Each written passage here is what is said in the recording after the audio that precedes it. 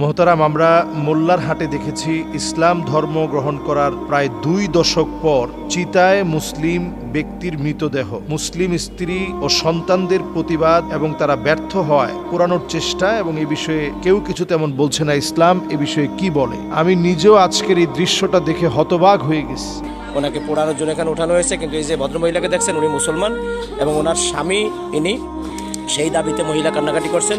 আমরা মানুষের মধ্যে, মুসলমানদের ভিতরে সচেতনতা বৃদ্ধি হোক, এটা আমরা চাই। আমি নিজেও আজকের এই দৃশ্যটা দেখে হতবাক হয়ে গেছি। যে মানুষটাকে চিতায় শোয়ানো হয়েছে, মোল্লার হাটে যে আশ্রমের পাশে তাকে শোয়ানো হয়েছে, এটা তার বাড়ি থেকে অনেকটা দূরে, এবং তার মায়ের দৃশ্য দেখে আমি হতবাক হয়েছি যে তার মা সন্তান চিতায় শুয়ে আছে, তার মায়ের চোখে এক ফোঁটা পানি নেই, কোনো আর্তনাদ নেই। মা শুধু দাবি করছে যে সে আমার সন্তান, এটা সত্য, এবং আমার সন্তানের স্ত্রী যে আছে সেও সত্য, আমার যে নাতি আছে সেও সত্য।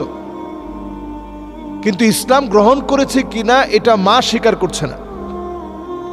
কিন্তু স্ত্রীর দাবি 2 দশক আগেই এফিডেভিট করে তারা ইসলাম গ্রহণ করেছে,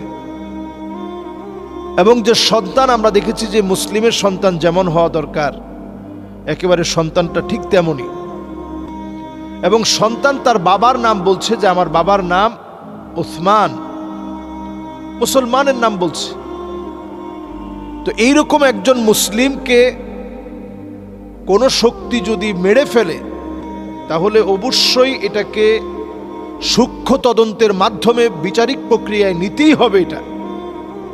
আর আমরা এই মুসলিম দেশ বাংলাদেশে বিচারিক প্রক্রিয়া যদি নেওয়া না হয়, একটা মুসলমানের উপরে আমরা অবিচার করলাম। একটা মুসলমানের হক হচ্ছে সে দুনিয়া থেকে চলে যাওয়ার পর সলাতুল জানাজা একটা মুসলমানের প্রাপ্য অধিকার। আমার আপনার কাছে একজন মুসলিম হিসাবে মুসলিম এই ভাইটার প্রাপ্য অধিকার হচ্ছে সে জানাজা নামাজটা পাবে। তাকে চিতার মধ্যে শোয়ানো যাবে না, তার প্রাপ্য অধিকার হচ্ছে তাকে জানাজার নামাজ পড়ে কবরস্থ করতে হবে, এটা তার অধিকার। তো এই অধিকারটা আমরা দিতে পারি নাই। এখনো বাংলাদেশে আমরা 90% উপরে মুসলিম থাকার পরেও মুসলমানরা কেন যেন অনেক জায়গায় চাপা কষ্ট বুকে নিয়ে থাকতে হয়। এমন একটা আগ্রাসন আমাদের উপরে চলছে এখনো, কেন যেন আমরা বাংলাদেশে মুসলিমরা মুসলমানদের কথাগুলো বলতে পারি না, আমরা আমাদের অধিকারটুকুন পাই না। এবং সেখানে সাংবাদিক বারবার বলছে যে আপনার ছেলের পিঠের মধ্যে কালো কালো চিহ্ন, এটা কিসের দাগ? তো মা বলতেছে যেহেতু কাঠের উপরে শোয়ানো হয়েছে ওইখান থেকে দাগ লাগছে। এলাকাবাসীর দাবি হচ্ছে তাকে পিটিয়ে জখম করে হত্যা করা হয়েছে। এই হত্যাযজ্ঞের বিচার বাংলাদেশে সুনিশ্চিত করা উচিত একেবারে সূক্ষ্ম থেকে সূক্ষ্মভাবে। কিন্তু কে করবে এই বিচার? নিশ্চিত করবে কারা? মুসলমানের পক্ষে বলার মতো এমন কোনো মিডিয়া মাধ্যম এবং প্রশাসন আমি মনে করি আজও নেই যারা মুসলমানদের পক্ষে কাজ করবে। এই বিষয়গুলো নিয়ে কথা বললে অনেক সময় ঘুম হতে হয়। এই বিষয়গুলো নিয়ে কথা বললে কখনো কখনো মিথ্যা মামলায় জর্জরিত করা হয়, কখনো কখনো যে কোনো সময় মৃত্যুর আশঙ্কা থাকে। এজন্য মানুষ এই বিষয়গুলো নিয়ে কথা বলে না। আমরা পরিষ্কারভাবে এটা সূক্ষ্ম তদন্ত চাই। একজন মুসলিম সে তার অধিকার থেকে বঞ্চিত হোক, এটা আমরা হতে দিতে পারি না। সেখানে স্ত্রী গিয়ে বারবার বলছে যে আমার স্বামী, সন্তান বলছে আমার বাবা। হ্যাঁ, একজন মানুষ যখন ইসলাম গ্রহণ করে, ইসলাম গ্রহণ করার সঙ্গে সঙ্গে আল ইসলামু ইয়াহদিমু মা কানা ক্বাবলা, আগের যত কিছু আছে সব আল্লাহ তাআলা মুছে দেন।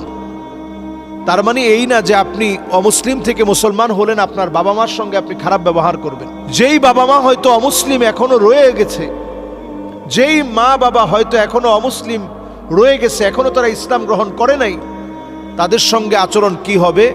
কোরআনুল কারীম পরিষ্কার বলছে ওয়াসাহিবুহুমা ফিদ দুনিয়া মা'রুফা, সুন্দর আচরণ তাদের সঙ্গে করতে হবে, ভালো আচরণ তাদের সঙ্গে করতে হবে, তাদের সঙ্গে হাসি মুখে কথা বলতে হবে, তাদের সঙ্গে সব সময় সদাচরণ করতে হবে, দুনিয়ায় চলতে গিয়ে যে ভালো কাজগুলো আছে, ভালো ব্যবহারগুলো আছে, তাদের সঙ্গে আপনি পরামর্শ নেবেন, করবেন, তাদেরকে সেবা যত্ন করবেন, তাদের পাশে গিয়ে দাঁড়াবেন, তাদের খোঁজখবর নেবেন।